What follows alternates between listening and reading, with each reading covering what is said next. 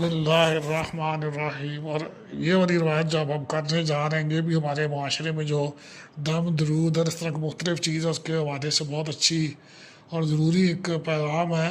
کہ ابو خزامہ نے اپنے والد سے روایت کی ہے کہ انہوں نے کہا کہ میں نے عرض کیا اللہ کے رسول رہنمائی فرمائے، دم جس کے ذریعے ہم دم کرتے ہیں کیا کرواتے ہیں، دوائی جس کے ذریعے ہم علاج کرتے ہیں، اور بچاؤ کی چیزیں مثلاً ڈھال وغیرہ جن کے ذریعے ہم بچاؤ کرتے ہیں کہ اللہ کی تقدیر سے کچھ روک سکتی ہیں۔